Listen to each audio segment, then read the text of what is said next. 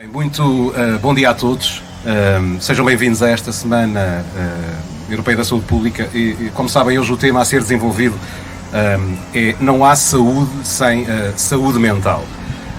Comigo estão a doutora Susana Gonçalves, aqui do meu lado esquerdo, é assistente da carreira especial médica na área do exercício profissional de saúde pública do Serviço de Saúde da Região, é delegada adjunta do município do Funchal.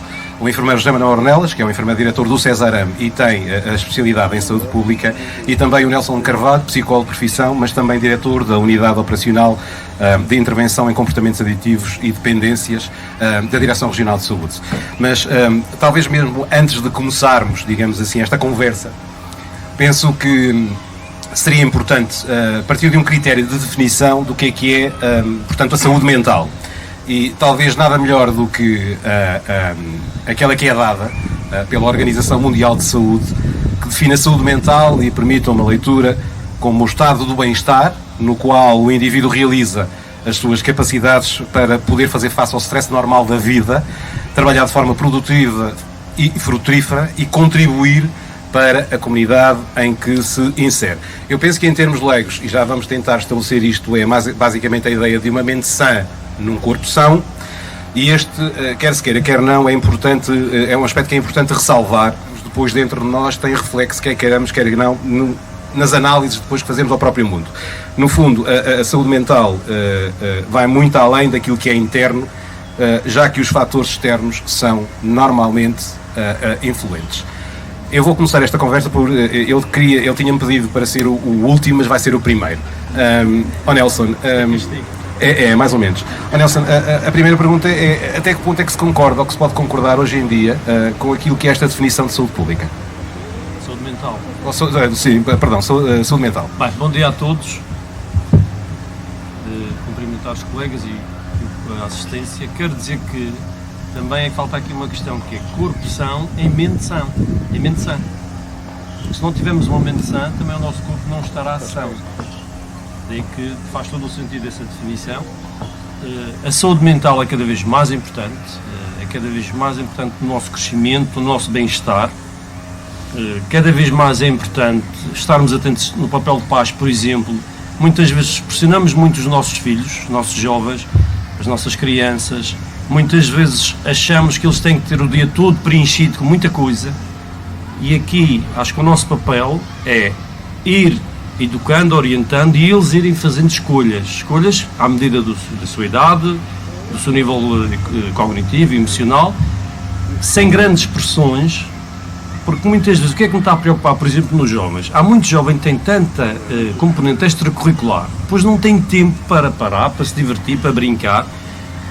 Por exemplo, veja-se no primeiro ciclo, os miúdos trabalham das 8 às 6 da tarde. Muitas vezes trabalham mais do que nós. É que parece um trabalho. Estar com os pais, com a família, com algumas atividades extras sim, mas ter tempo também para ele. E aí vai entroncar, por exemplo, uma coisa que temos falado muito, que é a utilização das novas tecnologias, que são muito importantes e que também devem ser utilizadas com conta, peso e medida. Ou seja, o que eu quero dizer é, a família tem um papel determinante na nossa saúde mental. E se nós não colocamos em prática este modelo comunitário, preocupa-me, porque muitas vezes os jovens são, volto a dizer, pressionados a fazer tudo e mais alguma coisa e acabam por andar em sofrimento. Muitas vezes querem agradar o pai e a mãe só porque... E depois não são isso, eles não têm capacidade. Está no piano, está no teatro, está no futebol, está no... É impossível. A bem da saúde mental dele é impossível. Deixa-me aproveitar. Doutora Susana, a saúde mental é um problema de saúde pública? A falta de saúde mental é um problema de saúde pública porque preenche todos aqueles que são os critérios major da definição de um problema de saúde pública.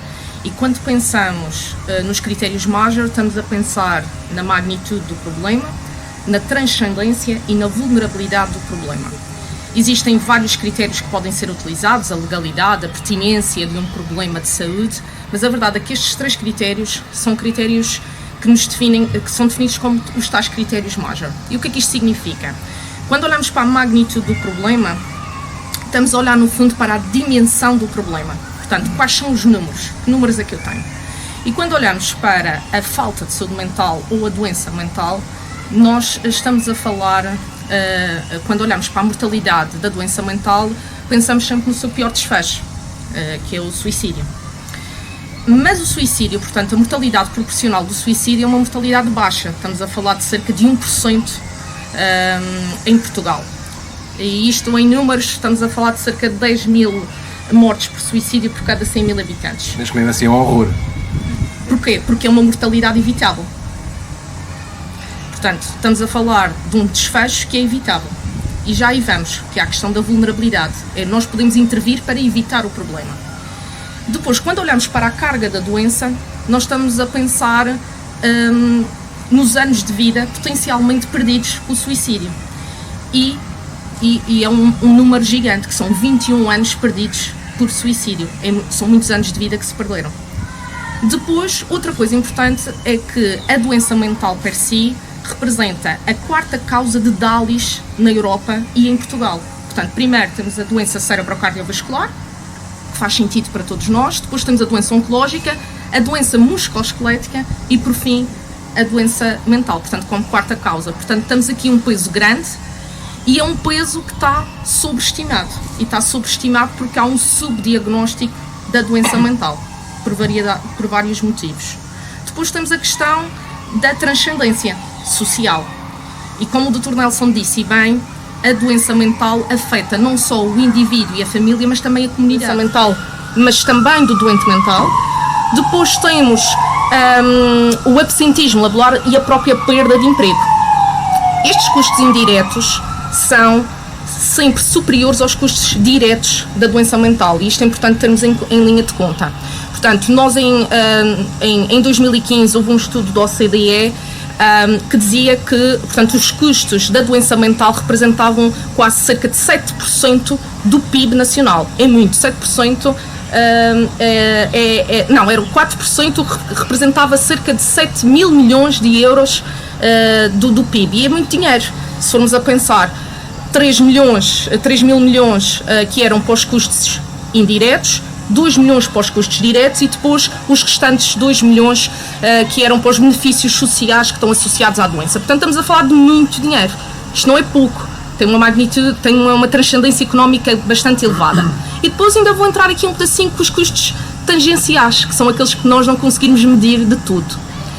Depois, por fim, temos a tal vulnerabilidade que falava e bem, que é o que é uma morte evitável. E é evitável porquê? E a doença mental pode ser evitada porquê? Porque são conhecidos os determinantes de saúde que estão na base do desenvolvimento da doença mental. E se nós conhecemos os determinantes, nós conseguimos agir sobre os determinantes. E uma coisa que é importante referir é que os determinantes da saúde mental, a maior parte deles são determinantes sociais de saúde. O que é que isto significa? Que estão fora do setor da saúde. Portanto, são os parceiros, são os outros setores, não é o setor da saúde que tem o maior papel na prevenção desta doença. E isso faz com que nós precisamos sempre, quando pensamos em intervir em saúde mental, de estratégias intersetoriais. Deixa-me aproveitar, enfermeira Manuel Ornelas é enfermeiro diretor, portanto, do Cesarame. O Cesarame tem uma estratégia, ou não tem, para a saúde mental? João, já agora, se me permitisse, e se me permitisse dissertar-me um pouco em relação ao que foi falado aqui sobre a saúde mental, é importante também, nós muitas vezes separamos todos estes campos, saúde mental, saúde física, saúde psicológica, mas no fundo a saúde é um processo único. Ou seja, o indivíduo tem que ser visto como um ser todo. Qualquer uma destas fases, uma doença física vai-nos afetar a saúde mental, uma doença mental vai-nos afetar a parte física, a parte social. Isto tudo, a nível físico, mental e social, e não apenas a ausência de doença ou deformidade.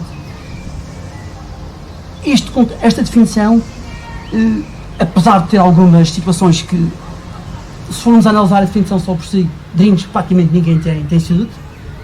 É difícil, não é? É difícil. Não, mas é mesmo isso, é o que acontece. É uma verdade. É uma das críticas. É uma das críticas em relação à definição. Mas continua a ser uma definição válida nos dias de hoje. No fundo, aqui é a saúde mental. É, no fundo, sentirmos bem connosco próprios e na relação com os outros. Isto é importante. Quando falamos em saúde mental, é no fundo, e como dizia a doutora Susana, é a nossa capacidade de nos adaptarmos às circunstâncias do dia-a-dia, à nossa família, ao nosso trabalho, sermos produtivos também, é evidente, Isso, no fundo, é saúde mental. É, no fundo, a superação de crises emocionais, a nível familiar, na relação com os outros, é ter sentido crítico, sentido de humor, e é termos também a noção, muitas vezes, que as relações que estabelecemos com os outros na comunidade, alguma coisa não está bem. E é preciso, muitas vezes, também, a nível de saúde mental, sabemos parar e pedir ajuda. Isto também é sinal de saúde mental. Conhecemos um pouco ali, sabemos que alguma coisa não está bem e que precisamos de ajuda. 17.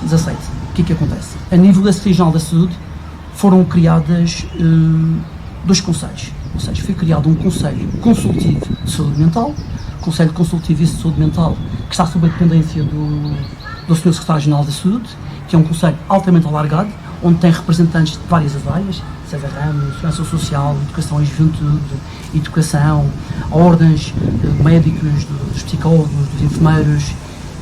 É um órgão extremamente alargado, que é um órgão que reúne 1 ou 2 vezes por ano e que, no fundo, vai ouvir toda a sociedade civil a nível daquilo que é importante para a saúde mental. Além disso, também foi criado um Conselho Técnico de Saúde Mental. Conselho Técnico de Saúde Mental esse, que é constituído por enfermeiros especialistas em saúde mental e psiquiatria, é constituído por psicólogos, médicos de medicina geral e familiar, é constituído também por assistentes sociais. Além disso, também tem representantes da Casa de Saúde de São João d'Este, Casa de Saúde de Câmara Pestana, e penso que não me está a faltar aqui mais ninguém. E esse Conselho Técnico, isso tudo, foi responsável também, numa fase inicial, psiquiatra, não podia faltar, também está lá representado, pessoas ligadas aos problemas do álcool também estão lá ligados, e foi nessa altura definida que cumpriria, no fundo, a esse organismo, esse Conselho Técnico, que até então, na altura, estava sob a dependência do BIA-Saúde, neste momento, com a nova reestruturação do BIA-Saúde, está sob a dependência, neste momento, da Direção Regional de Saúde, e tinham que criar uma estratégia, um plano, no fundo, para a saúde mental. E esse plano para a saúde mental, mais tarde, 2017, 2018 já, sem querer, já aqui para a Bruna, porque ela também esteve muito envolvida nessa mesma estratégia. Essa estratégia foi criada de saúde mental e nessa estratégia temos que ter em consideração vários eixos que foram definidos nessa estratégia. Um eixo tem a ver com a parte da vigilância epidemiológica, que é extremamente importante. Isso na prática é o quê? Vigilância epidemiológica, isso é o quê para o meio? Vigilância epidemiológica é, no fundo, estudar os fenómenos de saúde e doença, as causas da doença, no fundo, é termos capacidade também de monitorização destas situações para depois podermos estudar. E também vou chegar a essa parte. De situação, exatamente, do problema, exatamente, dos problemas de saúde. Muito bem. Ou seja, houve a importância também de reforçar toda a atividade de investigação a nível desta área da saúde. Foi criado concomitantemente de seguida o Observatório Regional de Saúde Mental, o observatório esse que há uma ligação entre a Universidade da Madeira e também a Secretaria-Geral da Saúde, a Direção-Geral de Saúde e o próprio César Ramos também, que no fundo procuramos também arranjar também uma forma de monitorizar toda a situação da saúde mental e colaborar nessa mesma estratégia. Além disso, tem outro eixo que era a prevenção e o diagnóstico da doença, porque quanto mais cedo se começar com medidas de promoção a nível da saúde mental, que essa promoção da saúde mental, e como o Nelson dizia há bocado ali, tem que começar desde a infância, desde muito cedo. Pois, era isso que eu ia agora questionar justamente o Nelson. Mas eu posso só acabar a estratégia agora, claro. Já agora, se for possível, já agora temos tempo, claro. E acho que é importante, senão a estratégia fica também incompleta, João, é só nesse sentido. Ou seja, é importante, nesta prevenção de saúde mental, quanto mais cedo se diagnosticar algumas doenças mentais, mais cedo se intervém também. Muito melhores serão os resultados. Além disso, também, nessa prevenção, também temos programas de formação. Programas de formação esses também em toda a comunidade, a nível da escola, a nível do qual trabalho, a parte da literacia em saúde. E há outra área que é importante também, que é a parte do tratamento. No fundo, na parte do tratamento também, há que desmistificar um pouco também e há que levar o tratamento, em vez do tratamento ser circunscrito, no fundo, aos hospitais psiquiátricos, isso tudo, levar isso tratamento também para a comunidade. A articulação interinstitucional, neste momento, é cada vez mais frequente também e é importante. É importante a articulação, como já nós falamos, entre a escola, a saúde, a comunidade, as casas de saúde. Toda esta articulação é importante para o conselho. E além disso também, outro aspecto que é extremamente importante, que é a tal monitorização. Foram criados indicadores e esses indicadores têm que ser realmente acompanhados e monitorizados. a nível da estratégia da saúde mental, e falando concretamente no caso do nosso César Ramos, é importante que se diga também que o César Ramos, neste momento, e a nível do serviço de psiquiatria, além de enfermeiros de saúde mental, além de psicólogos, assistentes sociais, temos também, neste momento, nós chegamos a ter praticamente os psiquiatras do César Ramos, neste momento temos cerca de 7 psiquiatras no César Ramos. Estamos a pensar também, não vou dizer que data, mas criar camas para doentes agudos a nível do tratamento de adições. Pensa-se na criação de um centro de dia também. Estes são tudo projetos que têm sido discutidos e neste momento estão a ser projetados e vão acontecer num futuro próprio. E essencialmente é isto que eu queria falar sobre a estratégia da saúde mental para a região. Nós já voltamos à estratégia. Vamos começar a tentar fazer aqui uma montagem, que é o seguinte. Nelson, a prevenção, já se percebeu que a prevenção é importante na saúde mental e provavelmente hoje por acaso até é o Dia Mundial do Médico de Família, que é uma das funções que tem. O que eu pergunto é, na tua opinião, Nelson, a prevenção começa mesmo na infância, mas como é que isto se faz? Teoricamente é muito engraçado dizer, bem, isto tem que se fazer pela prevenção, vamos fazer a prevenção a partir de uma determinada altura dos jovens. Mas como? O que é que se faz? Podemos começar já a prevenção, que aliás é isso que vamos fazer, por exemplo, para a utilização problemática da internet. É um projeto que a Direção-Geral da Saúde, através do ABOCAD, vai fazer, a partir desse lá no Centro de Saúde do Caniço, já estamos em contactos, porque de facto é aí que começa tudo.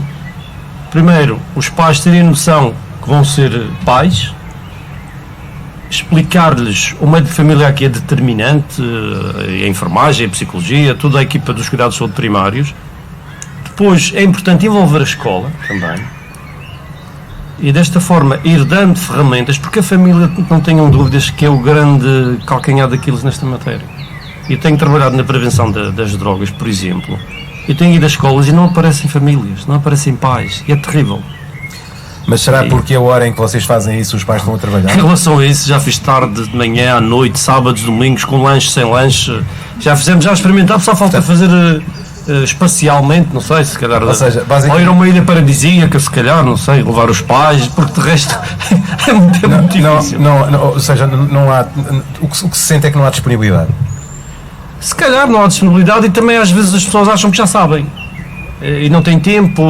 Eu acredito que as pessoas não tenham tempo, mas acima de tudo o que eu acho que é importante aqui, voltando à tua pergunta, é os pais primeiro têm que perceber que são pais, que têm filhos ao seu cuidado, aquela questão de morte evitável, os dailies, isso tudo. As famílias têm de perceber que são elas as responsáveis. Eu não posso, por exemplo, exigir que o professor da escola primária trate do meu filho e eduque o meu filho. Eu não posso, não tenho esse direito, porque nós é que somos, até pela lei, nós é que somos os agentes educativos. E nós temos de ter esse dever. E nós, saúde, educação, a comunidade em geral, também temos que sacar responsabilidades às famílias. Veja-se, por exemplo, vou dar um exemplo muito simples para vocês perceberem. É a lei do álcool. Que eu adoro a lei do álcool, adoro. Por exemplo, um jovem é apanhado na via pública embriagado, o que é que acontece? A polícia vê-o, quando muito pode levar para o serviço de urgência, ou foi na esquadra, liga para os pais às vezes chateiam a polícia, porque é que estão-me a ligar a esta hora? O que é que tem a ver com isso? Como se o filho fosse do polícia. Depois chega ao serviço de urgência, está lá, o médico ou o enfermeiro liga, parece que estão a fazer um favor ao pai ou à mãe.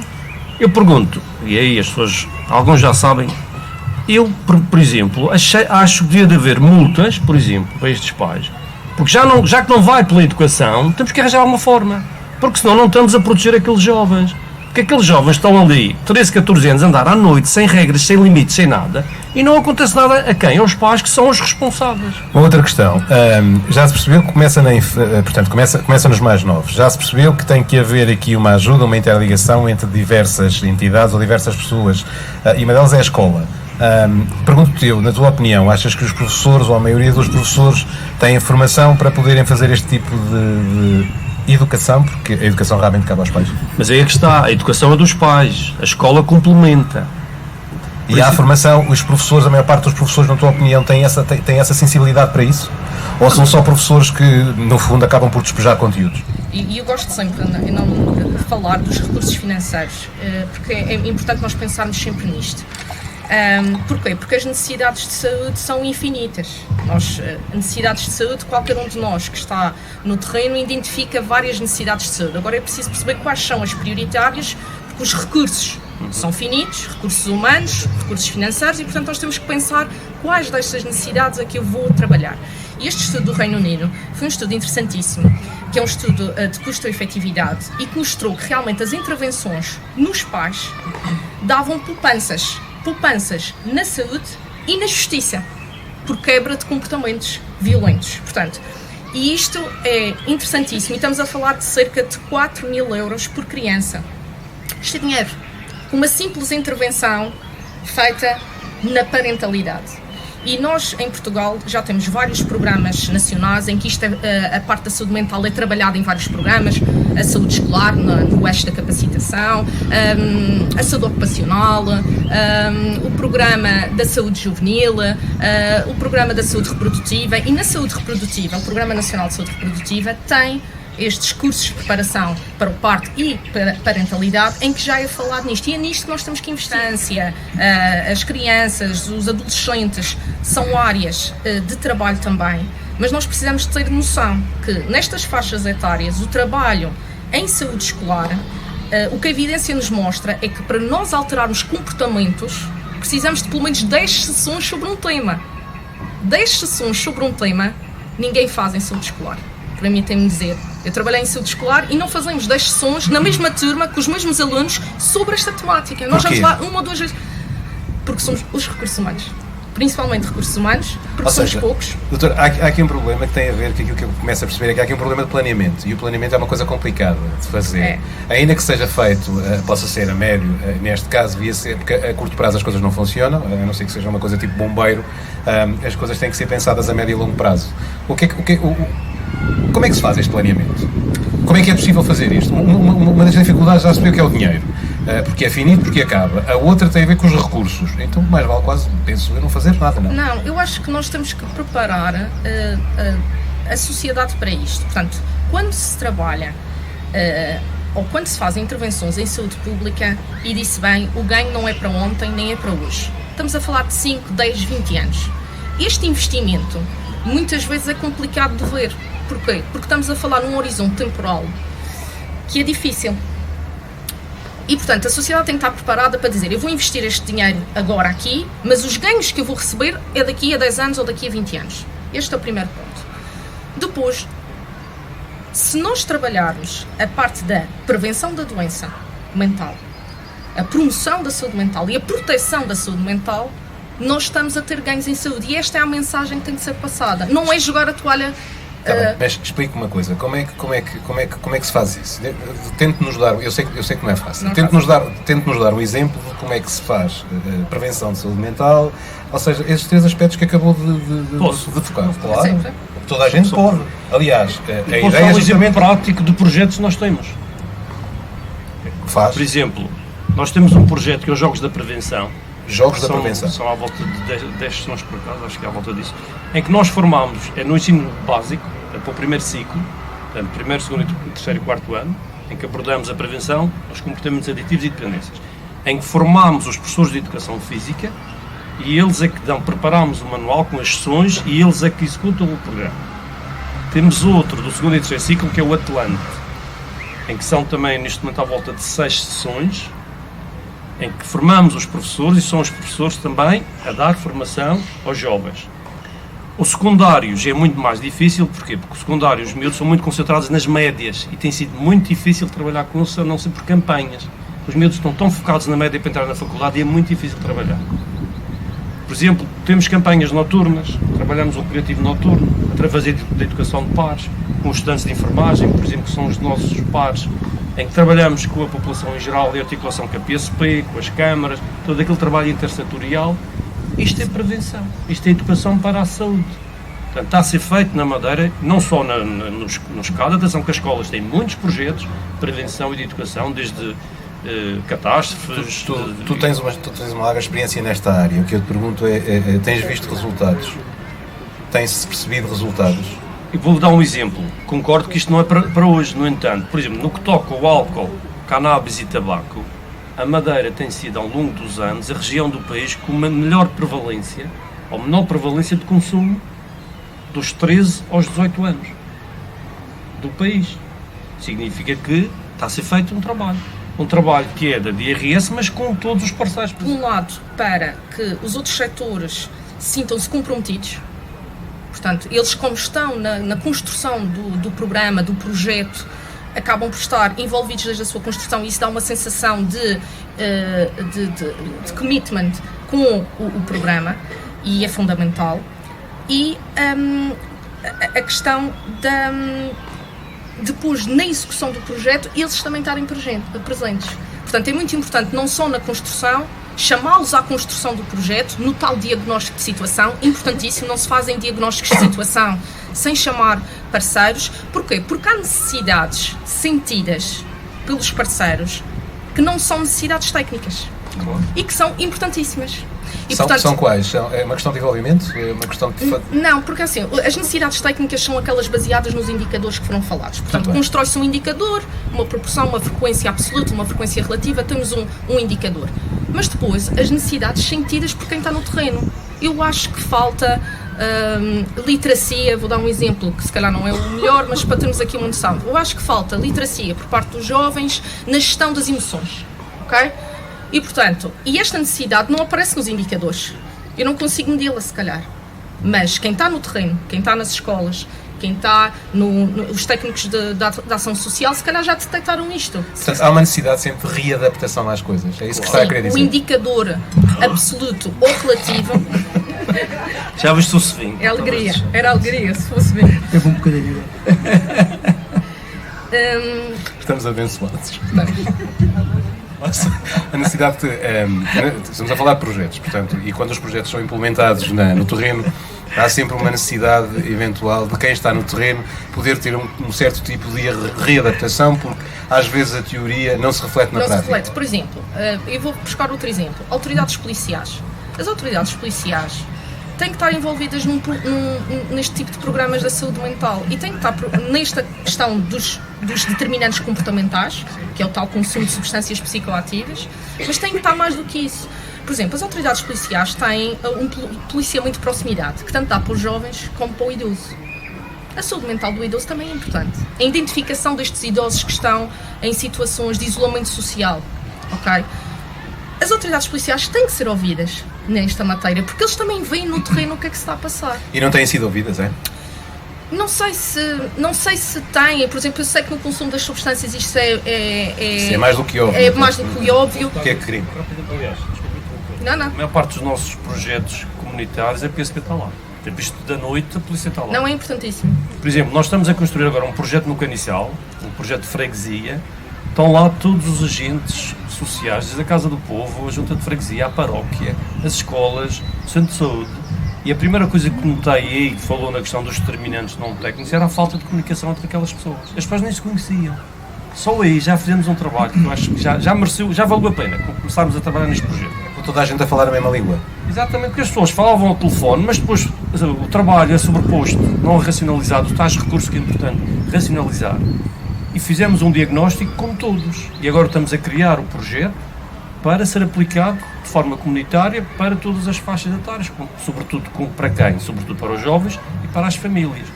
Mas vamos envolver depois toda a comunidade. E associações também estão lá incluídas. É importantíssimo ouvir. Temos no Imaculado também um projeto desse e em Santo António. E calmo, senão... Dás mais um bocado de água, não é? Bem, já agora, João, se fosse possível, e falando aqui neste tema a nível das estratégias de promoção ao longo da vida, em relação ao que já falamos, e eu trouxe, a Ana já falou, no fundo, o que é que se passa? Temos que ter a promoção da saúde mental, tem a ver com tudo aquilo que é planeamento também, que é como se dizia, é preciso planear em saúde. Para podermos planear em saúde, temos que fazer realmente um verdadeiro diagnóstico de situação. Este é importante para todas as áreas. Eu não posso desenvolver uma estratégia numa escola, por exemplo, como dizia aqui o João, a nível de um determinado bairro, e se vou para outra escola, realmente vou ter que mudar realmente algumas... a minha atuação vai ser diferente muitas vezes, ou melhor, no fundo, por ter os mesmos objetivos, mas tenho que arranjar outras estratégias também. Isto é importante.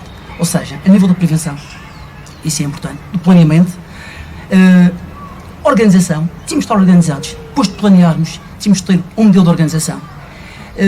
Aquilo que é as lideranças a nível da atuação junto destas estruturas é importante. A parte da direção, a parte da liderança é importante. E depois também temos que avaliar, que é o que falha muitas vezes, é que fazemos muitos programas, bons programas, realmente, mas depois não fazemos a avaliação. E isto falha muitas vezes, que é a parte da avaliação, que é ser a última fase, mas é tão importante, ou a mais importante ali, porque aí é que vamos realmente redefinir novos caminhos. De acordo com a avaliação que nós fazemos, vamos voltar, no fundo, a planear, não é verdade? A organizar e a liderar, e isto é importante. E muitas vezes falha esta situação. E quando falamos da promoção da saúde mental, falamos aqui na infância, realmente, começamos desde a infância. É verdade que é importante realmente a educação aos pais, é muito importante, mas costumamos dizer que muitas vezes também tudo aquilo que se ensina desde o início com as crianças, esta é muito importante. Eles realmente têm uma capacidade de absorção, de percepção da situação e isso tudo, e eles próprios, quando vão para casa, eles no fundo é que acabam por mudar muitas vezes também os comportamentos de uma forma autónoma ali, vai para o azul, vai para o amarelo, vai para o verde, tem uma capacidade realmente, porque aprende-se realmente, tudo o que se aprende realmente desde criança, é muito importante esta situação de promoção a nível da saúde escolar. Mas também outra coisa que é o seguinte, não é só na saúde escolar. E a doutora Susana dizia há bocado também na parte dos idosos, é importante também, é verdade que é importantíssimo, esta promoção nos mais idosos também. É a nível do contexto laboral também. Isso era uma questão que eu gostava depois de deixar já a seguir, já continuas, mas agora já fica feita para depois alguém responder. Até que ponto é que as empresas, sejam públicas ou privadas, dão tempo, por exemplo, dão tempo aos pais, para que os pais possam ir tratar da vida dos filhos? Nomeadamente a vida emocional, não é só levá-lo às 6 da tarde a correr ao futebol e depois ir buscá-lo, dar-lhe banho e toma lá o jantar, cama. Até que ponto é que as empresas, mas conclui que eu depois deixo isto à Alissa. E a concluir só nesse sentido, que é o seguinte, em relação à saúde ocupacional, foi um tema que foi aqui falado.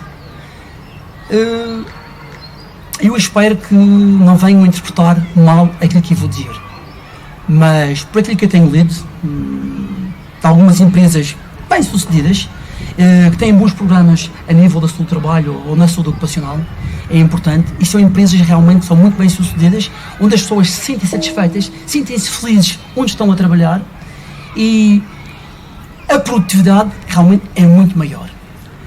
Nestas empresas de saúde ocupacional, é muito importante também avaliarmos os locais de trabalho. Não é só as pessoas, realmente, quando sentem problemas de natureza física, ou psicológica, ou psiquiátrica, ir para esta mesma saúde ocupacional e, no fundo, quase que recebemos ali um papel, e não me estou a rever aqui em nada, nem me estou a rever aqui no César Ramos, nada disto, e chegam ali com o papel, não pode fazer manhãs, não pode fazer tardes, não pode levantar a mão mais do que... Olha uma coisa, tudo isto muitas vezes é verdade, mas muitas vezes, muitas destas situações, realmente tem muito a ver com a parte da saúde mental também. E temos realmente nos locais de trabalho de promover estes ambientes saudáveis no próprio local de trabalho, trabalhar com as pessoas, trabalhar com as equipas, trabalhar com as chefias também, e isto dá um bocado de trabalho, exige muito envolvimento, mas é importante. Essas equipas têm, no fundo, quase que uma receita. Não, temos que nos antecipar a tudo isto, e é isto que falta muitas vezes, e é importante também. As palmas são todas as pessoas que trabalham no César Ramos. Porras Amel, já trazes uma placa. Mas já está aqui. Em relação ao meio laboral, posso partilhar convosco também uma experiência que nós temos, que é uma pausa para a prevenção, que é um projeto que nós temos há alguns anos.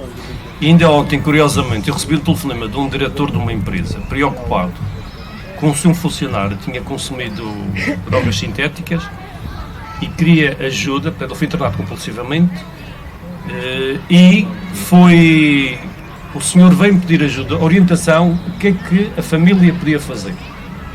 E isso tem acontecido nas empresas, nós temos vindo a trabalhar, empresas públicas, estou a falar de governo, privadas, várias áreas do privado. Nós, por exemplo, já fomos consultados várias vezes para dar um parecer e ajudar no regulamento interno, nomeadamente na área dos consumos, por exemplo, e tem havido uma cada vez maior preocupação. Por exemplo, eu sei empresas que têm funcionários que às 8 da manhã têm empregados com 1, 2 nível de alcoolemia. e não despedem essas pessoas e querem envolvê-las, pedem-nos ajuda para orientar, para tratar. Portanto, há cada vez mais uma maior sensibilização da parte das empresas, estou a falar da maior parte privadas, que estão muito preocupadas em proteger o seu funcionário e proteger e promover a sua saúde mental e, no fundo, das famílias, porque se ele perde o trabalho, muitas vezes é o único sustento, a única forma de sustentar ali para aquela família. Portanto, nesse aspecto, acho que temos evoluído muito favoravelmente na promoção da saúde em geral e da saúde mental em particular por parte das empresas, e estou a falar de empresas conhecidas e não só grandes e pequenas, que têm evoluído muito. E acho que isso é Eu muito acho que isto é positivo. importante, porque assim, os fatores psicossociais no local de trabalho e no ambiente laboral são, sem dúvida, uma das atuações que dão mais enfoque no Programa Nacional de Saúde Ocupacional. E este trabalho é um trabalho que, principalmente o setor privado, começa a perceber que o presentismo laboral, que é eu estou no trabalho mas eu não sou produtivo, é um problema. E, portanto, muitas vezes este presentismo laboral, nem sequer vou ao absentismo laboral, este presentismo laboral acaba por ter um peso grande na empresa de custo, ok? E então eles preocupam-se com as relações interpessoais no trabalho, os team buildings, muito importantes, começam a levar os seus trabalhadores para irem um fim de semana para algum sítio onde interagem, fazem uns jogos, fazem umas ações para ganhar para melhorar as relações interpessoais no trabalho. A questão dos horários, não é? Porque o trabalho por turnos é sempre um trabalho bastante complexo, não é? E mesmo quem não trabalha e a vida laboral, o pouco tempo que têm quando saem do trabalho. E isso começa logo, muitas vezes a pessoa até já chegou a casa e recebe e-mails do trabalho. E não é em vão que em alguns países já na Europa, isso já começa a haver uma legislação própria para este efeito, ou seja, os e-mails não caem, só caem às 8 da manhã do dia seguinte. Portanto, ficam na rede, alguns no tempo, mesmo que eu mande o e-mail às 10 da noite ou às 11 da noite, o trabalhador só vai receber às 8 da manhã ou às 9 da manhã. E esta separação do horário é importante para a tal saúde mental do trabalhador, porque muitas vezes é difícil de, em casa, conseguir parar. E o trabalho tem que ser feito, sem dúvida, e tem que se ir às empresas, mas as empresas privadas estão mais atentas do que as públicas nesta matéria, porque já perceberam que a produtividade de um trabalhador é muito importante. É financeiramente, e eu estou sempre a falar nesta questão financeira, mas porque nós acabamos por ter um mundo que vira à volta da parte financeira, há ganhos para a empresa trabalhar estas matérias, trabalhar estes fatores psicossociais nas empresas. Não quero... Não monopolizas, por amor de Deus, e aliás, Só quero dar um também exemplo, temos que ir a tentar propósito aliar dessa aquele questão, lado. o Zé Manuel também falou nisso, da questão dos dirigentes das empresas. Nós trabalhamos também com eles, damos a formação para eles também, eles têm que ser envolvidos. E isso, para vocês terem um breve exemplo, por exemplo, imaginem que um indivíduo, um funcionário, num domingo toma uma bedeira e vai às 8 da manhã, e é motorista, e às 8 da manhã pega no carro da empresa e tem um acidente. Sim. Quem é que paga os prejuízos? Como é que é isto? Isto é um caso que os próprios dirigentes às vezes nem pensavam. Na cannabis é a mesma coisa. Imagina, tu vais a Amsterdão de férias, vais lá comer uns bolos de cannabis, fumas uns cacetes e tal, está tudo ok. Chegas aqui passado uma semana, fazes o teste de despiste rápido de cannabis, está positivo. Depois fazem a quantidade de cannabis que está lá, significa que afeta a produção e é ilegal. Quem é que vai sacar a responsabilidade? E isto os empresários depois nem se tinham apercebido destes problemas. É que depois, em termos de seguro, a seguradora não pega. O trabalhar à empresa ou a empresa ao trabalhador? Tem que se adaptar à lei. Isto aqui é uma questão da lei. Mas espera, mas a lei é a partir de segunda-feira, não é? Portanto, se estamos a conduzir um carro da empresa na segunda-feira e acusamos álcool porque bebemos na noite anterior, no dia anterior, que foi domingo supostamente eu não estou a trabalhar, mas partido das pessoas que eu não estou a trabalhar. Portanto, como é que isto se faz? Pedro, se achas que queres dizer alguma coisa sobre isto, eu tenho que dar o microfone e não vale a pena estar a falar porque ninguém te vai ouvir. Está bem? E é preciso ligar primeiro o microfone. Essa parte já é posto de advogado, não é para mim. Mas aproveita-se, porque são questões pertinentes. Obrigado, Bruna. Não, relativamente a isso, a própria lei também determina. Há um dever do trabalhador fora do seu local de trabalho e fora do seu tempo de trabalho, também ter o respeito, a urbidade para com os colaboradores da empresa e para com a empresa. Portanto, um trabalhador não pode simplesmente, porque está às 6 da manhã, já acordou e quer ir ao bar da esquina tomar a sua sei lá, amêndoa amarga e depois já daí a uma hora ir para o trabalho, mas abusou na amêndoa amarga, mas eu estava no meu tempo de lazer. Não. O Código do Trabalho, e assim como também a Lei Geral do Trabalho em Funções Públicas, estabelece que há deveres para o trabalhador nessa matéria. Na matéria em que tem que respeitar os seus deveres mesmo antes de ir para o local de trabalho.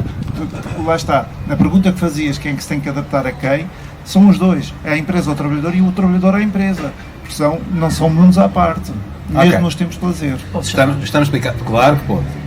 Tenha a mão. Isto é importante. Então, quando se fala em direitos de maternidade e isso tudo, claro que temos que respeitá-los. E posso ser um bocado polémico, mas vou desafiar. Vou desafiar agora aqui. E isto é importante que se diga também. Vocês agora estão de acordo, realmente agora aqui, que toda a mãe ou o pai tem uma criança realmente num ato de amamentação, paternidade, realmente era bom que ficasse em casa com o filho até aos 12 anos. Não fizesse tarde, não fizesse noite. A lei protege nesse sentido. Até aos 12. Não tinham que fazer trabalho de turnos. Isto é importante. Agora, vocês conhecendo a parte da enfermagem, como eu conheço, onde tem 1933 enfermeiros. Quando neste momento temos muita gente realmente que está ausente do local de trabalho. Não é possível que todas estas pessoas realmente não possam fazer trabalho de turnos. Porque a instituição não conseguiria sobreviver, o tempo também. Aqueles que precisam dos nossos cuidados, precisam de ser cuidados por enfermeiros, por assistentes operacionais, por médicos e outros técnicos de saúde. E muitas vezes, quando eu me referia à saúde ocupacional, ou seja, no fundo, a parte da saúde ocupacional também tem que ter este cuidado de incutir em todos os trabalhadores o princípio da autorresponsabilização. Todos são responsáveis. Ou seja, tem que se adaptar realmente a empresa ao trabalhador e o trabalhador à empresa. Mas todos temos que pensar no outro também, muitas vezes. Claro que há situações que cada caso é avaliado isoladamente. Mas temos que pensar sempre no bem comum. E o bem comum é o direito do cidadão também. Que é por isso que nós existimos. Existem profissionais de saúde porque há utentes, há doentes que precisam desses mesmos cuidados. Márcia Assunção, a coordenadora do Serviço Social do Cesarame, tem a bondade. Eu queria tecer um comentário, não diretamente ao que estava a falar o Sr. Enfermeiro, mas que me fez suscitar o que eu estava a pensar desde o início desta conversa, que tem a ver com a responsabilidade parental na prevenção da doença mental. Custa-me um bocadinho estar a apontar assim o dedo às nossas famílias, como quando existe uma efetiva, e a doutora Susana falou, efetiva dificuldade na conciliação entre a vida laboral e a vida familiar. E todo o contexto social, nomeadamente o exemplo que o Sr. Enfermeiro estava a dar, as limitações que as instituições e até as empresas privadas têm, que não permitem que, por exemplo, nos primeiros anos de vida haja uma disponibilidade maior por parte dos pais para estarem efetivamente com os seus filhos, ou que exigem, e isto muito também no mundo do privado, que exigem de facto um dia muito alargado de trabalho e que não permitem que os pais vão às ações de formação, seja a que horas for, e que não permitem que os pais estejam o tempo de qualidade a brincar com os seus filhos, e isto é prevenção da saúde mental.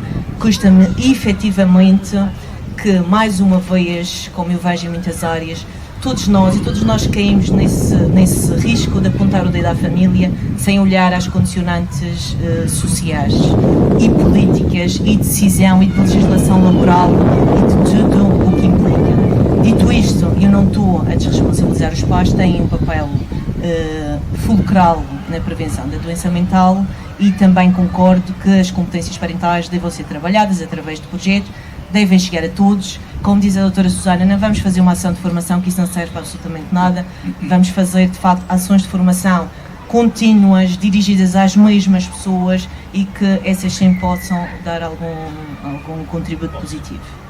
Prontos. posso, porque isto acaba de... Mas já agora, em relação a toda esta questão que é problemática, é verdade, existem direitos da parentalidade até aos 12 anos. E se os pais forem pais de filhos com alguma deficiência ou com alguma doença crónica, vai para além dos 12 anos, inclusive. E não são poucos os casos em que isso acontece. Mas há aqui outros problemas associados. E aquilo que eu verifico muitas das vezes é as pessoas, os profissionais do Cesarame, e eu falo do Cesarame porque é a realidade que eu conheço melhor, a solicitarem jornadas contínuas, reduções de horários, para isto e para aquilo, depois quando vamos verificar são pessoas que afinal têm acumulação de funções. Ou seja, a questão que aqui tem que também ser debatida é esta, do meu ponto de vista. Muitos dos profissionais que pedem a utilização ou que pedem os direitos que a lei confere no âmbito da parentalidade, pedem-nos não para a parentalidade efetivamente, muitas das vezes. Para benefício pessoal. Para benefício pessoal, para a acumulação de funções. O que é que isto leva? Leva a outra coisa, que é o tal burnout depois, porque o burnout não é só no próprio local de trabalho, quando eu tenho pessoas que só trabalham num local de trabalho. O burnout verifica-se depois em pessoas que têm mais de que uma, duas, três profissões. Porquê? Porque isto bem leva a outra questão, que tem precisamente a ver... E aqui é um bocado tocar o dedo na ferida, e lá está com as questões financeiras, dos salários que não são suficientemente atrativos. Nem é atrativos, é suficientemente suficientes, exatamente, passa o pionagem, para satisfazer as necessidades que as pessoas têm. Porque isto leva-nos a outra questão. Numa população como a nossa, portuguesa, que está cada vez mais envelhecida, com cada vez menos natalidade que se vai verificando, isto depois também leva a esse problema. À noite, às 9 da noite, com os desportos, com as atividades extracurriculares, não há tempo dos pais passarem em tempo de família, não há tempo... E isto, pergunto se isto também não leva às questões da própria saúde mental das famílias. Famílias completamente desorganizadas, famílias completamente desestruturadas, porque não há tempo de família. Não há tempo de família. A questão da saúde mental tem uma questão muito concreta. As pessoas, nós temos visto alguns exemplos que têm aparecido na comunicação social de pessoas que não estão bem. Porque quem anda na rua, às tantas somos nós que estamos errados e eles é que andam certos. Mas não vou discutir isso. Pessoas que não estão bem, que têm uma doença mental. Doutora Susana, faz parte das suas tarefas, entre aspas, ou faz parte das tarefas de quem está numa carreira como a sua, tratar dos internamentos compulsivos. Isto não é propriamente uma coisa muito fácil. Ou é? Não é. Mas acho que é importante fazermos aqui o enquadramento da questão da Lei da Saúde Mental. A Lei da Saúde Mental foi uma lei que foi extremamente pioneira para a época. Ela saiu pela primeira vez em 1998, portanto estamos antes do relatório da Organização Mundial de Saúde, que foi em 2001, em que falava exatamente das políticas que devem ser tidas em linha de conta pelos países no âmbito da saúde mental. Foi extremamente pioneira na época.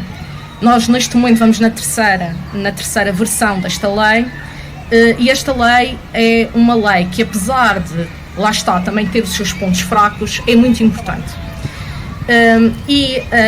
A questão do internamento compulsivo, o papel das unidades de saúde pública e numa das competências do médico de saúde pública, que é ser autoridade de saúde, é a emissão de mandados de condução. Este é o nosso papel. O nosso papel é pegar no doente, tirá-lo da sua liberdade, que é um direito da Constituição, pegar nessa pessoa, levá-la ao serviço de urgência, para ela poder ser avaliada, haver uma avaliação clínico-psiquiátrica daquele doente. Este mandado que é feito tem que ter alguns pressupostos da lei.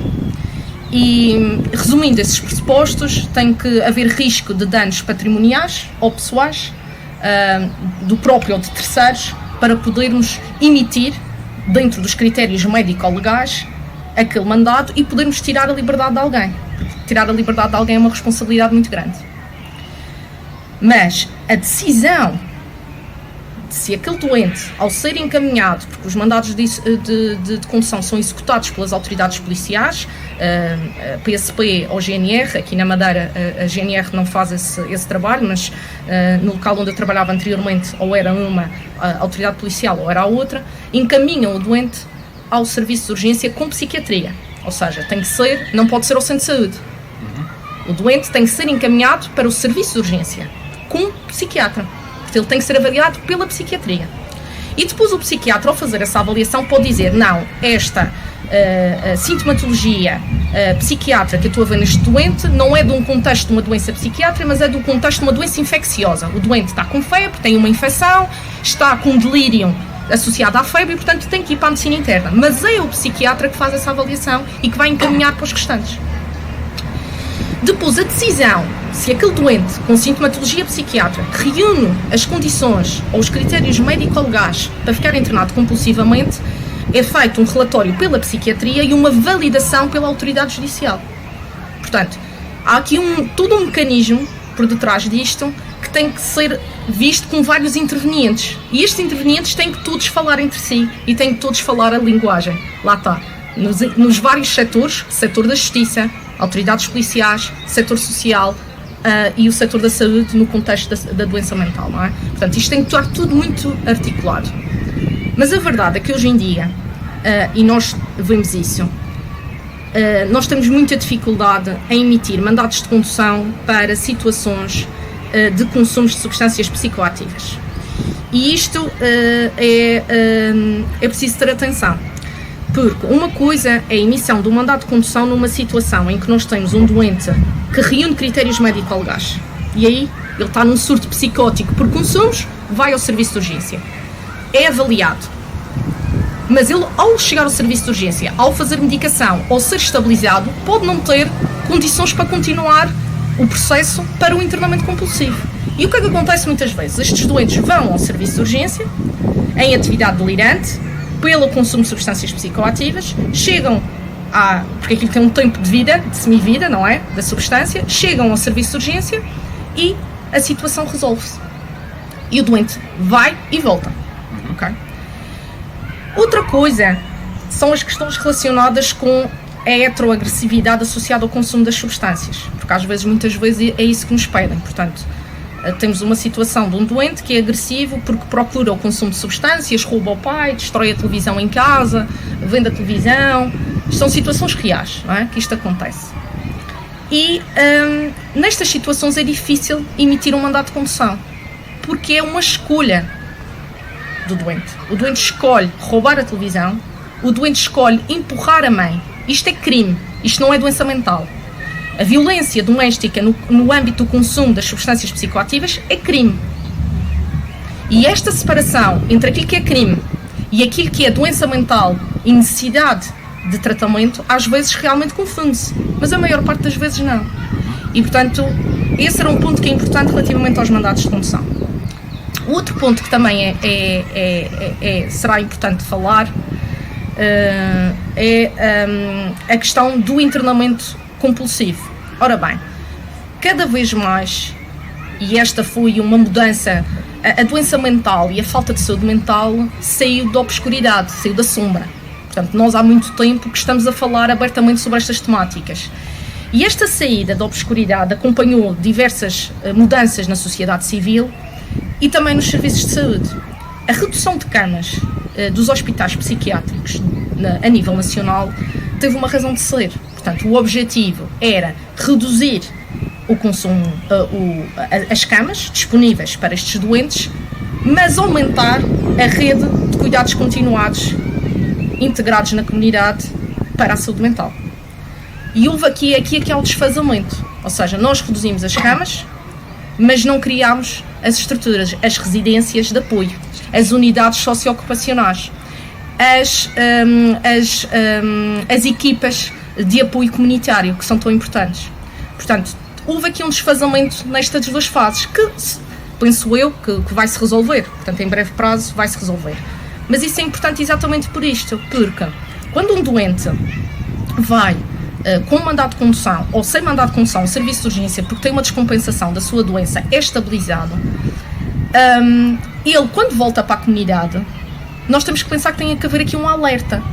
Tem que saber que este doente lá foi, que este doente esteve lá. Porquê? Porque se ele não ficar internado compulsivamente, ele pode estar clinicamente estabilizado, mas continuar com uma incapacidade funcional de alguma forma. E, portanto, ele tem que ser trabalhado, tem que ser agarrado.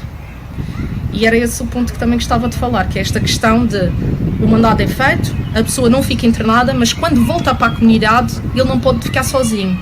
Porque senão volta a cometer o mesmo erro. Volta a fazer os mesmos, ou deixa a medicação, estamos, por exemplo, a falar de uma doença psiquiátrica, por exemplo, uma esquizofrenia, e se não tiver um tratamento compulsivo, que é uma das que a lei também permite, portanto, não existe o internamento compulsivo, mas existe o tratamento compulsivo da doença, o doente é obrigado a tratar-se, não é? Mas às vezes há situações em que nenhum destes pressupostos se coloca e a pessoa simplesmente deixa a medicação. E é aí que entram as equipas na comunidade. E é aí que entram as unidades socioocupacionais. Já agora, uma pergunta, enfermeira José Manuel, há critérios para a referenciação de utentes para a psiquiatria, não é? Sim, João, já agora, se fosse possível, eu queria voltar aqui a esta temática do internamento compulsivo. Não há leis perfeitas, como é evidente, mas eu acho que não, tenho a certeza que esta lei, que é de 98, foi uma excelente mais-valia para este tipo de utentes. Ou seja, antes de 98, e aqui na Madeira, não era tão pouco frequente, que os utentes muitas vezes eram privados da sua liberdade, eram internados forçadamente. Houve voltos, houve coisas, ou têm delírios. No fundo aqui é um delírio. Diz que é uma falsa crença. Não é uma falsa crença, é uma falsa crença para nós. Para ele, é real, é uma crença que é inabalável perante aquele indivíduo. Eu posso dizer que não está a ver isto, não está a ver aquilo, não está a sentir. Ele não. Ele tem uma argumentação que resiste a qualquer argumentação lógica. Isto, no fundo, aqui é um delírio. O que é que acontece com estes utentes? As famílias, muitas vezes, sentem-se realmente num dilema, porque estes utentes, muitas vezes, podem constituir risco para si próprio, para os outros ou para o próprio património. Como disse, e bem, a doutora Susana. O que é que acontece? Nestas situações, ao nível da comunidade, o psicólogo ou o enfermeiro, geralmente depois precisa de um relatório médico, muitas vezes o delegado de saúde, caso exista um meio de família, que manda para o OSP, neste caso ali.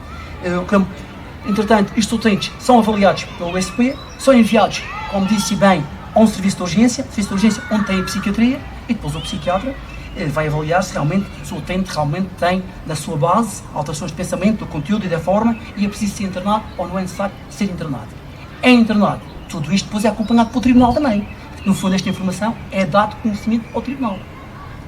E depois obriga a que seja feito um relatório a nível pelo psiquiatra, semanalmente, se não me engano, manda para o tribunal. Estava em 40 em 48 horas. É muito trabalho. É muito trabalho. Tirar, privar a exatamente. liberdade de alguém é muito trabalhoso para o psiquiatra, sim, senhor. Para a psiquiatria. A dizer como é que está o utente. Porquê? Porquê que aconteceu este internamento compulsivo? Porque o utente não conseguia diferenciar que não estava bem e não aceitava o tratamento. Este utente precisava de fazer tratamento. Neuroleico, se fosse logo que fosse, medicamentos, e o utente não aceita. Nesse caso, é feito este mandato de condução, é internado para proteção do utente e da família e do seu património.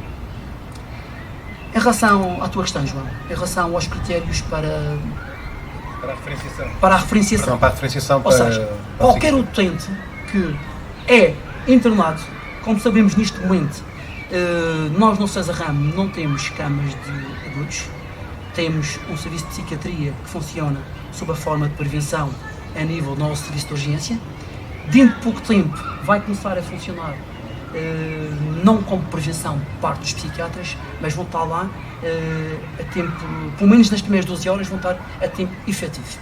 Isto vai acontecer no nosso hospital, no nosso César Ramos, que os psiquiatras não vão trabalhar só à chamada, em prevenção, mas vão estar efetivamente lá, entre as 8 da manhã e as 8 da noite, pelo menos ali, com presença física, assim aqui. Qualquer utente para ser internado,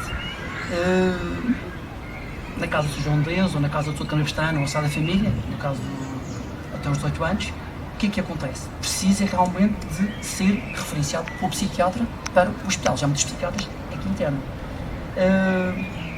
E esse mesmo utente, quando vai ao psiquiatra, muitas vezes também, ou vai ao psiquiatra, ou vai, por exemplo, a um consultório, ou vai à consulta externa do hospital, e nesse caso é avaliado, e depois pode ser. qualquer um desses utentes, assim que tem alta, deveria ter uma consulta marcada já de psiquiatria. Cada vez mais frequente começa a acontecer, mas muitas vezes os utentes saíam e não tinham depois uma consulta de acompanhamento. Depois tínhamos aqueles fenómenos que sabemos muitas vezes ali, que chamamos os fenómenos de porta giratória. O utente, no fundo, acaba por ter internamentos consecutivos porque não é acompanhado, depois não tem o acompanhamento como a equipa. É a equipa, porque eu cheguei a ter no meu trabalho anterior doentes psiquiátricos em que nós enviávamos ao serviço de urgência para avaliação e ficavam internados. Eu fiz esse estudo, 4 vezes o mesmo doente no ano.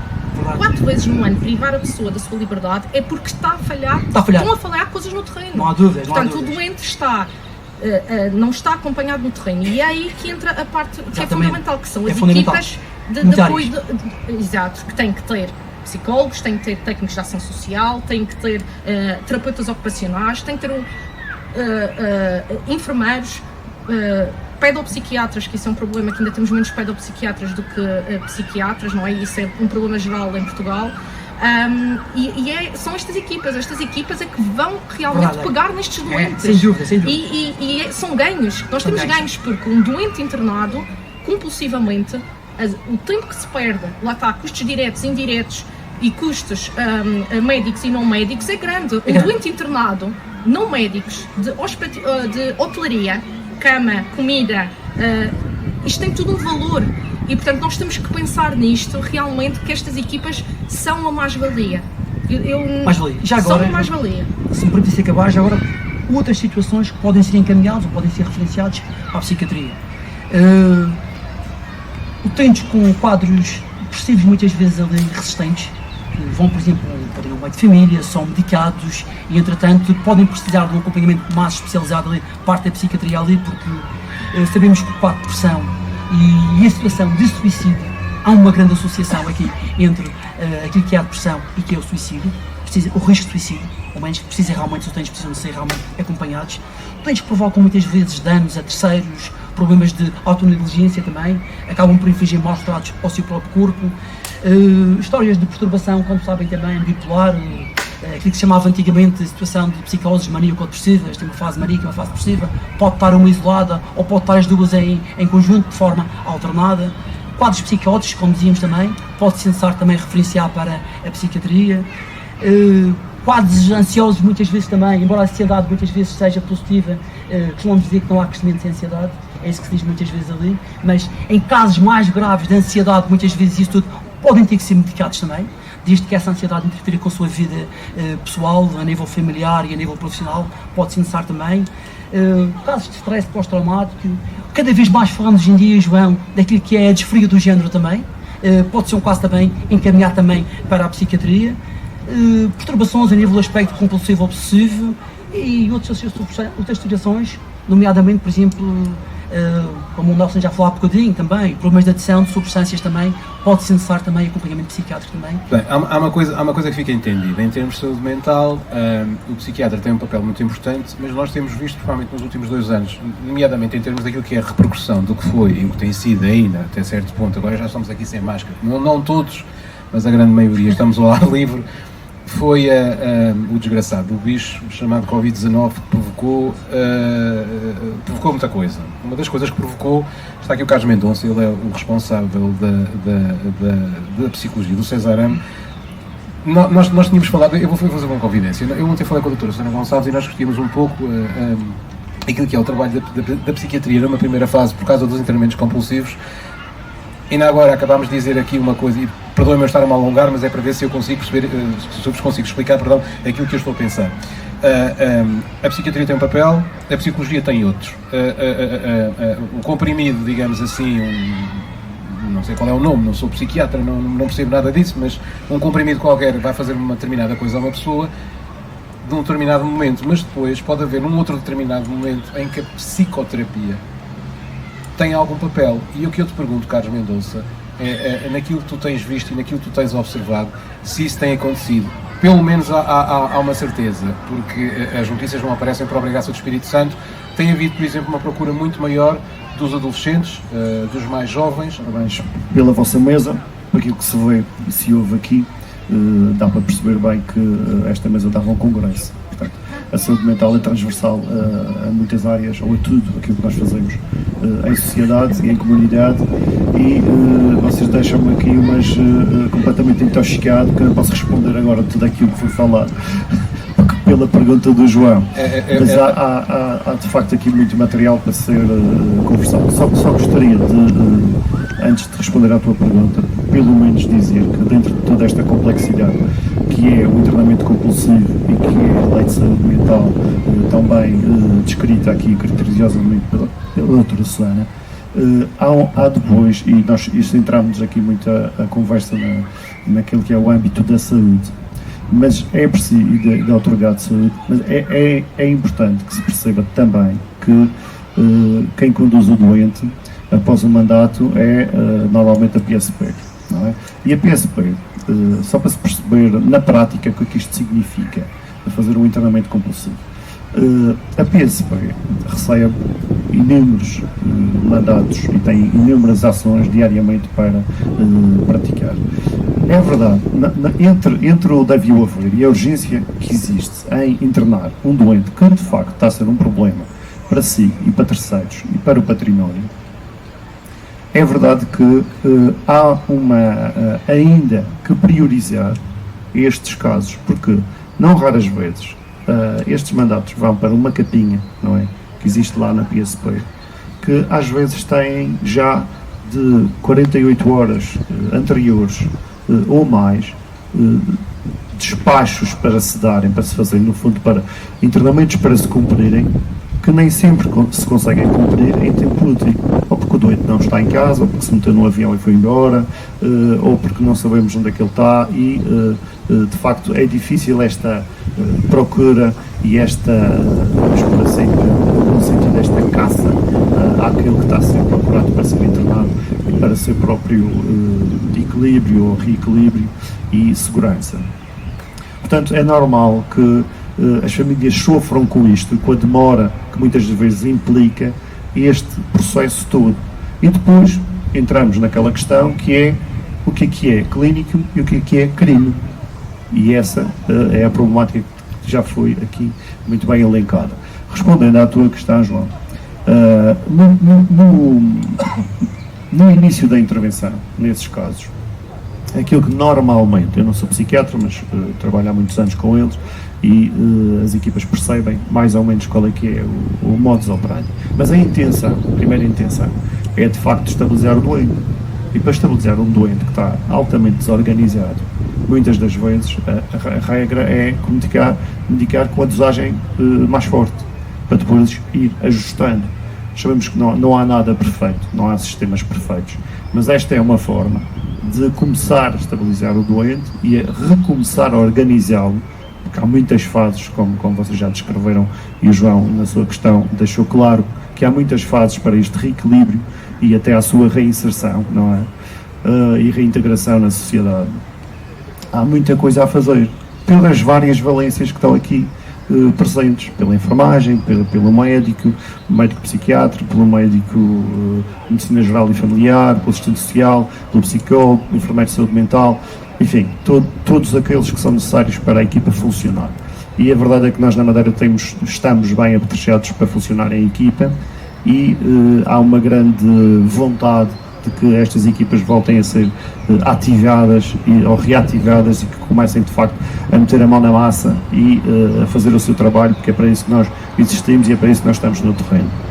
Depois vem a outra fase que tu estavas a falar, que é a da psicoterapia ou do apoio psicológico, que é uma fase que não se pode dissociar de todas as outras fases. Portanto, há todo um contínuo de trabalho que é preciso considerar até à alta. Depois, em relação à procura, que tu estavas a perguntar também, em relação à procura que se verifica desde janeiro de 2021 aqui na região autónoma da Madeira, em relação à consulta de psicologia, aqui vou circunscrever àquilo que eu conheço só, que é a minha consulta e do meu serviço, nós notamos um aumento generalizado de cerca de 30%, um aumento de 30% na procura para todas as problemáticas. Eu acho que o Zé, há bocado, em todos os critérios que foi falando, isto fez parte, o Zé já é de antes da Lei de Saúde Mental e estava a descrever muito bem o aparecimento desta lei. Ele sabe o antes e o depois e o que é que isso implicou, e trabalhou com os antigos psiquiatras, com os dinossauros da psiquiatria aqui da Madeira, portanto sabe muito bem daquilo que está a falar. E o que é que aqui acontece? Eu esqueceste de falar na depressão. A depressão, falou na ansiedade, falou da depressão, falou de outras coisas, vamos já arranjar aqui uma discussão. Falou, eu é que estava distraído, isto também é muitos anos, se calhar distraído, não ouvi. Bom, o que é que acontece? Acontece é que, de facto, nós notamos que há uma procura muito forte desde janeiro de 2021, que continua a existir nesse valor e nesses níveis de ansiedade. E sabemos que, atuando sobre os níveis de ansiedade, muitos destes quadros têm vindo a compensar. Não estou a falar na minha área, não estou a falar na psiquiatria, mas é mesmo nos quadros psicóticos foi para a tua e nos outros quadros em que precisam de antipsicóticos e outros tipos de medicação mais forte. Na nossa área, isto nós estamos a notar. Há juntamente, portanto, com esta conclusão, digamos assim, percebemos que há uma maior abertura que esta pandemia nos trouxe. Trouxe imensa coisa má, mas também trouxe muitas oportunidades e muitas coisas boas. Nem que seja nos pormos a pensar sobre aquilo que estávamos a fazer e a pensarmos sobre quem é que nós somos nesta realidade mundana atual e na contemporaneidade. O que é que aconteceu relativamente àquilo que é a consciência coletiva e em relação ao estigma que tantas vezes é falado em relação à saúde mental e à doença mental, e que as pessoas perderam, vamos dizer assim de uma forma mais exata, perderam a vergonha, não é? Perderam o medo do estigma e puseram a sua necessidade de tratamento ou a sua necessidade de orientação e de diagnóstico à frente do estigma. E isto faz-nos pensar, faz-nos sentir a todos os que trabalhamos acima de 20 anos, 25 e 30 anos nesta área, que o trabalho que nós fazemos, o trabalho preventivo, o trabalho de intervenção que nós fazemos, de facto, traz resultados e tem trazido resultados. O que é preciso entender é que, de facto, esta é uma área difícil de se trabalhar e de se talhar, e que as equipas aqui na Madeira e os profissionais aqui na Madeira não têm desistido e têm feito sempre o seu trabalho, com supervisão clínica, com formação, com investimento na sua carreira e na sua área de intervenção, que faz com que a Madeira de facto tenha um excelente contexto de trabalho e de resultados nesta área em que nós trabalhamos. Ok, muito obrigado. Vamos lá, o tempo começa a escassear. Vou só fazer aqui uma coisa para fazer uma última pergunta e uma última ronda aqui entre as pessoas que estão aqui. Eu queria... Acho que ficava aqui o desafio, eu já falei disto em algumas reuniões, é muito importante que se faça de facto o primeiro congresso de saúde mental na região autónoma da Madeira, com todas as valências presentes. Vai haver um congresso de saúde mental, mas é de enfermagem em outubro. Estão todos convidados. Há uma coisa que nós percebemos aqui pelas três pessoas que estiveram aqui em áreas completamente diferentes, mas que tocam todos no mesmo assunto, tem a ver com a saúde mental. Já se percebeu que não há saúde sem saúde mental, não há uma sem a outra, são, como eu tinha dito no início, e achava que sim, são indissociáveis. Já percebemos que os programas, os planeamentos são coisas complicadas de fazer, que na prática às vezes a teoria é uma coisa, mas na prática carece depois de outra coisa, mas também tem tido algum retorno, e o retorno nunca é a curto prazo, é sempre feito a médio e a longo prazo. Também já percebemos, mais do que uma vez, que tem havido uma desobstrução relativamente àquilo que é ao estigma da saúde mental, em que as pessoas, o Carlos acabou de dizer isso mesmo, era uma coisa que eu achava que ele iria dizer, em que cada vez mais as pessoas já não olham para, desculpem-me o termo, para o maluquinho como um maluquinho, mas com alguém que tem algum naquele momento pode ter um problema qualquer que é resolúvel ou por uma referenciação na psiquiatria e depois na psicologia, ou por programas que têm a ver muito com a família e que têm a ver muito com aquilo que é a base familiar. Eu faço-vos uma última pergunta para depois encerrar este debate, que é a seguinte. Não faço pergunta nenhuma, que alguém quer falar? queria intervir porque, em propósito daquilo que o Dr. Carlos Mendonça agora falou, para já dar os parabéns à mesa, às pessoas, aos convidados. Nós aqui na Madeira acho que estamos muito bem servidos, como o Carlos disse, a nível da saúde mental e a nível do reforço da comunidade, mas, e falámos aqui hoje em prevenção, em estigmatização, em discriminação e tudo mais, mas acho que nos falta aqui um passo à frente, e falta-nos o passo da readaptação funcional, porque, e falamos um bocadinho... O que é isso? É a prevenção, que eu sou leigo. a prevenção terciária, que é o doente foi diagnosticado, o doente ficou com sequelas, o doente tem que ser readaptado e voltá-lo a pôr a funcionar. E a readaptação funcional é o nosso maior handicap. E é nisto que também temos de trabalhar um bocadinho, porque nesta forma, se calhar reduzimos a porta giratória, como o enfermeiro José Manuel disse, reduzimos a estigmatização, reduzimos a discriminação, reduzimos a recaída e reduzimos os sucessivos internamentos e a carga financeira que estão envolvidos em todo este processo. Portanto, era só esta complementaridade que eu queria acrescentar aqui nas palavras do Dr. Carlos É exatamente o reforço da rede de cuidados continuados integrados da saúde mental, que engloba as unidades socio-ocupacionais. Hospitais de unidades ocupacionais, coisas do género. E é o nosso handicap atualmente, perante a realidade que eu conheço. Nacional já vai havendo.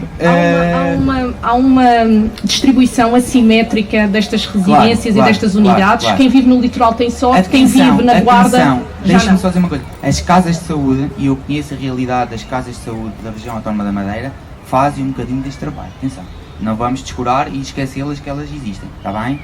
E fazem um trabalho meritório neste campo também. Aconteceu muito com os hospitais psiquiátricos, que também nessas residências apoiadas, de apoio moderado e máximo, as unidades socioocupacionais, e tem uma equipa de apoio comunitário que é um exemplo e que vale a pena conhecer.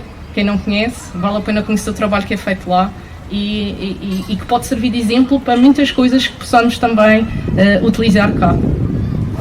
Claro que sim, porque na minha experiência, muitas vezes o que acontece é depois o doente vê-se sem saída perdido. E nós estamos ali a incrementar uma resiliência, a capacidade de resiliência, e depois falta-nos ali qualquer coisa que não conseguimos dar andamento. Não se pode colocar o doente na comunidade sem fazer exatamente isso, trabalhar os mecanismos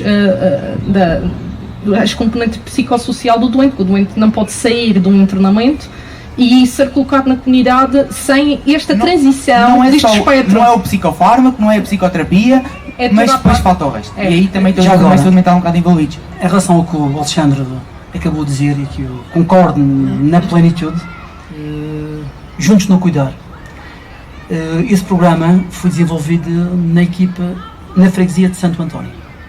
Ou seja, todos os utentes que eram internados e que depois tinham uma alta, havia uma equipa, neste caso da Casa de Saúde de São João de Deus, enfermeiros, psicólogo, psiquiatra, que trabalhava com a família já durante o internamento e depois fazia um acompanhamento deste utente no seu domicílio e envolvia depois o Centro de Saúde de Santo António. Quando envolvia o Centro de Saúde de Santo António, envolviam mais de família, enfermeiros de saúde mental, assistente social, e é um projeto que neste momento não sei como é que está a funcionar, mas também com a pandemia, não faço ideia. Muita coisa. Sim, mas pronto, agora este projeto realmente vai de encontro àquilo que acabou de dizer, continua, e realmente são projetos destes que realmente temos que fazer em toda a comunidade.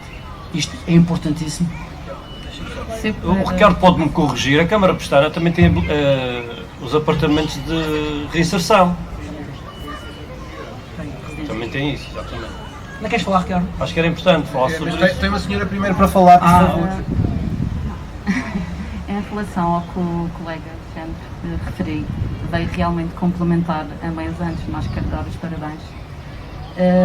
E falar um bocadinho dos Juntos no Cuidar, e tive a sorte de desenvolver e implementar o projeto, que no fundo serve de ponte entre a Casa de Saúde e a comunidade, em estreita articulação com o Centro de Saúde de Santo António, com os colegas de Santo António, numa equipa transdisciplinar. Portanto, não era só os enfermeiros, mas também assistentes sociais, saúde ocupacional também estava envolvida no projeto, mas lá está, depois falta, esse é um trabalho está a ser muito bem desenvolvido pela Casa de Saúde de São João de Deus, mas depois, passado um ano, que é o tempo estipulado de acompanhamento para estes doentes e familiares, é feita nova reavaliação para ver se há necessidade realmente de continuar, de levantar novos diagnósticos de intervenção, mas estando o doente e a família já adaptados à sua nova situação, readaptados, que respostas existem para além disso? Portanto, lá está a parte dos fóruns ocupacionais que está a falhar. Portanto, aqui não existe na Madeira, se existe e desconheço, situações de acompanhamento para estes utentes. Portanto, um utente que está desempregado, que não tem este tipo de resposta, não tem este tipo de acompanhamento, é um utente que não está a ser devidamente ajudado, não tem apoio e, portanto, vai voltar novamente à recaída e a uma necessidade de muitas vezes de novo internamento. E há também aqui uma outra situação que eu gostava de falar, que é na prevenção e de acordo com o que bem falaram, ali o Dr. Nelson referiu que o acompanhamento deve ser já no ciclo de vida da parentalidade, nessa transição. Concordo plenamente, as grávidas são acompanhadas nessa fase nos centros de saúde, muitas vezes numa situação de vulnerabilidade emocional são referenciadas para um médico de família, mas depois anda muito médico de família e psicólogo. Nós sabemos que existem muita gente para ser acompanhada, há necessidade e é necessário envolver mais também o enfermeiro especialista de saúde mental nesta fase. Portanto, referenciar as pessoas corretamente. Existem muitos enfermeiros nesta área, se calhar falta o planeamento e a organização dos distintos profissionais, não é só enfermeiros, vários profissionais, e fica aqui também este alerta. Para além disso, na saúde escolar, nas escolas, quantos enfermeiros de saúde comunitária ou de saúde mental, especialistas, vão até às escolas fazer sessões de educação para a saúde e promoção da saúde mental? Não sei, mas já agora peço, depois pode ser que alguém responda, mas atrás de si, por favor, tenha a bondade. Bom dia a todos, já é boa tarde. Já é boa tarde. Quero agradecer realmente esta mesa, acho que foi muito importante e põe muitas coisas em discussão que são essenciais e relevantes para a saúde mental e para a saúde de todos, para a saúde da comunidade no seu todo. Efetivamente, nós, a Casa de Saúde Canapestana, como a Casa de Saúde São João de Deus, já há alguns anos que tem residências na comunidade, portanto são residências em que trabalhamos utentes na tal reabilitação total, portanto, na procura da reintegração social, devidamente compensados e monitorizados por uma equipa multidisciplinar. Efetivamente, o que acontece é aquilo que temos vindo a falar, e todos têm vindo a falar, que há dificuldade na resposta no pós-tratamento, na tal possível reintegração, no acompanhamento e estabilização os utentes são estabilizados, mas obviamente precisam de algum suporte de todos, isto é, dos centros de saúde, mesmo por exemplo, estes utentes não conseguem trabalhar efetivamente porque precisam de um reconhecimento das suas limitações e obviamente o meio de trabalho, os meios de trabalho não estão receptivos porque efetivamente o que pretendem é que as pessoas produzam e pronto. Existe esta necessidade efetivamente cada vez maior e cada vez mais visível porque efetivamente eu reconheço, e acho que todos nós reconhecemos um avanço tremendo em termos de saúde mental e psiquiatria em relação ao estigma. O estigma caiu muito, hoje em dia é cada vez mais reconhecido qualquer um de nós e estamos aqui de certeza alguns potenciais utentes, não é? Esperamos que não, mas é uma realidade. É uma realidade, não podemos fugir a isso. E portanto, como tal, como é tão próxima de nós, temos que reconhecer que todos nós, como sociedade, temos que contribuir para essa integração. O João já está com uma de ser internado. Por isso, pronto. Efetivamente, o trabalho em termos de reintegração. A delegada de saúde já faz um mandão. tem que ser global e tem que ser multissectorial, isto é, não só incluindo instituições de saúde, tanto privado como particular. Efetivamente, eu reconheço que a saúde, nestes últimos anos, tem potenciado a maior articulação entre as instituições e tudo o que é CESARAM e centros de saúde, mas há ainda muito mais a fazer, partilha de informação, pelo menos a informação que é relevante para todos, a tal rinque, quando o utente tem alta, fazer um seguimento maior com a tal informação que é relevante para todos. E muito há a fazer, mas efetivamente reconheço que estamos todos mais receptivos e dispostos. Depois deste debate, como é que conseguem definir saúde mental? Vou acabar com a senhora em último, dando-lhe a primazia. João, eu peço desculpa, não vou respeitar o que tu me pediste. Muito obrigado. Eu teria que... Não, mas a Carolina há bocado fez aqui uma afirmação e a qual eu estou plenamente de acordo. Vamos mandar vir o almoço. Mas só queria dizer uma coisa que é o seguinte. Em relação à parte da saúde mental, em relação à estratégia de saúde mental, queria dizer que há 2, 3 anos, essa estratégia... Queria dar aqui os parabéns também aqui uma pessoa que está aqui, que foi a Bruna também, né? Que foi uma das pessoas também responsáveis por no papel também, aqui que é a estratégia. Ou seja, consubstanciada por tudo aquilo que foi dito por esta mesma equipa que falei, a nível do Conselho Técnico ali, houve que colocar no papel. E a Bruna, com os seus conhecimentos na área de investigação, vem-nos ajudar e a pôr essa mesma estratégia que surgiu de uma necessidade no papel. E colocou. Penso que estamos melhor do que estávamos, mas há muita coisa a trabalhar em relação ao que tu dizias, Carolina. Há aqui outro aspecto também que eu queria dizer, que é a nível da saúde escolar. Falta-nos aqui na região realmente uma estratégia para a saúde escolar. Falta-nos. Não temos. Temos que pensar que isso é extremamente importante. E prende-se com todo este tema que falamos hoje, que é muito importante através da escola também, conseguirmos atuar na prevenção também, na promoção da saúde mental. João, estou-me a fazer aqui, depois deste debate, o que é a saúde mental. A saúde mental, no fundo, é isto aqui. Estarmos aqui todos reunidos aqui, estamos a debater aqui um tema interessante para todos nós, e conseguirmos realmente, estamos aqui num ambiente de cordialidade, no fundo, de interação uns com os outros. No fundo, isto é a saúde mental. Se chegar a alguma, Nelson. Constatamos que somos potenciais doentes. Somos potenciais doentes, não é? Não, eu acho que é importante aqui é comunicação intersetorial, é fundamental, entre ajuda, esperança, envolvimento da comunidade e apoio e responsabilidade, quer do doente, quer do Estado. A língua portuguesa é muito traiçoeira. Peço imensa desculpa pelo acabar consigo, finalizar consigo. Tenha a bondade, por favor. Eu gostava aqui de referir que a saúde mental é dinâmica. E ao longo do nosso ciclo de vida nós vamos ter saúde mental, vamos ter sofrimento psicológico e vamos ter doença mental. E não vai ser, não é estável.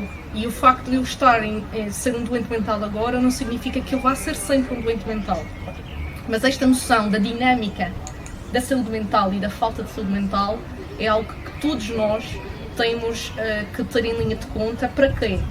Para que seja tão fácil dizer eu tenho diabetes como eu tenho esquizofrenia. Para que isto seja tão fácil dizer eu tenho diabetes como eu tenho esquizofrenia. Tá bem? Eu acho que é esta a mensagem que eu também queria deixar relativamente à definição e àquilo que é a saúde mental. Muito obrigado a todos. Tenham uma boa tarde. Obrigada.